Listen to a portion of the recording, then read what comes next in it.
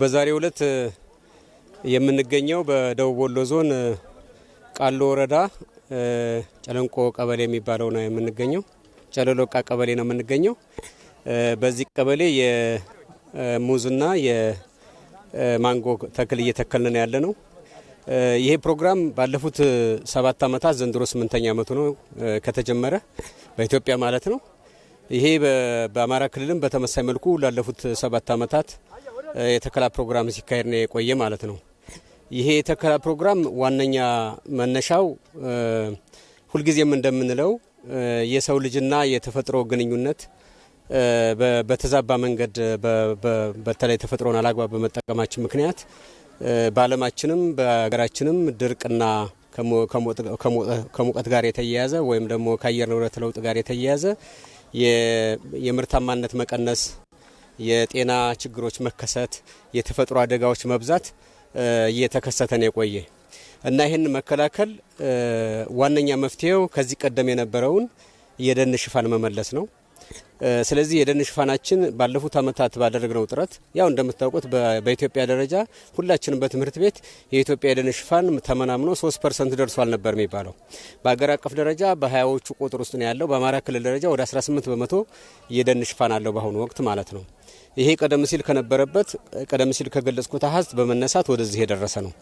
በሁለተኛ ደረጃ በዚህ የፕሮግራም ለምግብ የሚሆኑ የአትክልትና ፍራፍሬ ልማት በስፋት የተካሄደበት ነው።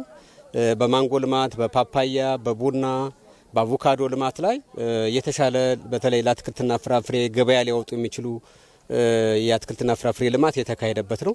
በሌላ መንገድ ደግሞ ቅድም እንዳልኩት ማሳዎችን በደን በመሸፈኑ ምክንያት የአፈር መራቆት፣ የአፈር ለምነት መጨመር፣ የውሃ መገኛ ቦታዎች ከዚህ ቀደም ደርቀ የነበሩ ምንጮች የመልማት ውጤትን አስከትሏል ማለት ነው። እንደዚሁም ደግሞ ከበሽታ ስርጭት ጋር ድርቅን ተከትሎ ወይም ደግሞ ፀሐይን ተከትሎ ሙቀትን ተከትሎ የሚመጡ በሽታዎችን ለመቀነስም የተደረገው ጥረት ሰፊ ነው ማለት ነው እና ይሄኛው ፕሮግራም በዋነኛነት ቀደም ሲል እንደገለጽኩት ያው እንግዲህ ሰዎች የእርስ በራሳቸውን ግንኙነት ብቻ ሳይሆን ማሳመር ያለባቸው ከተፈጥሮ ጋር ያላቸውን ግንኙነትም ማስተካከል አለባቸው ማለት ነው። ይሄ በአጋጣሚ ባለፉት ዘመናት ለረጅም ጊዜ ይሄ የተዛባ ግንኙነት ያስከተለው ችግር አለ ማለት ነው። ይሄን ችግር ለመፍታት ዛሬ መትከል አለብን ማለት ነው። እንደምታስታውሱት የዘንድሮ ዓመት የዚህ ዓመት ዋና መፈክራችን ተስፋን እንትከል ነው። ተስፋን እንትከል ማለት ዛሬ የምንሰራው ስራ ለመጪው ትውልድ የበለጠ ጠቀሜታ ይሰጣል፣ ለነገ ተስፋችን የሚሆን ነገር እንስራ የሚል ነው። ስለዚህ ምንድነው ትናንት ተስፋ ያስቆረጠን ትናንት ተስፋ የሚያሳድሩ ስራዎች ባለመስራታችን ዛሬ ላይ የሰው ልጆች አኗኗር በድርቅ ምክንያት በጤናም በገቢም ረገድ በከፍተኛ ደረጃ ተመናምኖ ቆይቷል ማለት ነው። ይሄንን ደግሞ በመትከል ነገ ተስፋ ያለው ትውልድ እንፍጠር የሚል መፈክር ወይም ደግሞ መልእክት የሚያስተላልፍ ስራ ቀርጸን እየሰራን ነው ያለ ማለት ነው። ይሄ እንግዲህ ቀደም ሲል እንደገለጹት ቅድም ከገለጽኩ ጋር የሚያያዝ ነው እና ይሄንን በዚህ ዓመትም ይህንኑ ተግባር ለመፈጸም በዚህ ፕሮግራም ተገኝተናል ማለት ነው። እንግዲህ በዚህ ዓመት በአማራ ክልል ወደ 1.76 ቢሊዮን ችግኝ ነው የምንተክለው። በዛሬው ዕለትም ወደ 325 ሚሊዮን ችግኝ እንተክላለን። በዛሬ ሐምሌ 27 2018 ዓ.ም 327 ሚሊዮን ችግኝ እንተክላለን። በ69900 ሄክታር ላይ የሚተከል ነው ማለት ነው። በ3552 ተፋሰሶች ላይ ማለት ነው። ልክ ለምሳሌ ይሄ አንድ ተፋሰስ ነው። ልክ እንደዚህ 3552 ተፋሰሶች ላይ ዛሬ ተከላ ይካሄዳል። እነዚህ ነገሮች ተደምረው ባለፈው 7 ዓመታት የዚህ ዓመት የሚቀጥለው ዓመት እንዲህ እያለ ክልላችን የደን ሽፋን በከፍተኛ ደረጃ ማሻሻል ደን ሽፋን ማሻሻል ብቻ ሳይሆን የቤተሰብ ገቢን ጥሪትን የሚያሳድጉ እንደገና በድምሩ ደግሞ ክልላዊ እድገትን የሚያረጋግጡ የስራዎችን እንሰራለን ማለት ነው። የአትክልትና ፍራፍሬ ልማት ምን ያህል አስተዋጽኦ አደረግን ብለን ማስላት ጀምረናል ማለት ትናንት ወይም ከዚህ በፊት ምንም አይነት ካልኩሌሽን ውስጥ ወይም ሂሳብ ውስጥ የሚገባ አልነበረም። ይሄ ባለፉት ዓመታት በሰራናቸው ስራዎች የመጣ ውጤት ነው ማለት ነው እና ስለዚህ እንደዚህ አይነት ስራዎች እየተሰሩ ያሉበት ሁኔታ አለ ማለት ነው። በዚህ ፕሮግራሙ የሚሳተፈው ከ5.2 ሚሊዮን ህዝብ በላይ ይሳተፋል ማለት ነው። ይሄንን በከፍተኛ ደረጃ አጠናክረን እንቀጥላለን ማለት ነው። ይህ እንግዲህ መትከል ብቻ ሳይሆን መንከባከብም በጣም አስፈላጊ ነው። የምታዩቸው እነዚህ ከፊት ለፊታችን የምናያቸው ሙዝ ባለፈው ዓመት የተከሉ ናቸው። ይኸው ፍሬ እየሰጡ ነው ያለ ማለት ነው። ፍሬ እየጨበጡ ነው ያለ።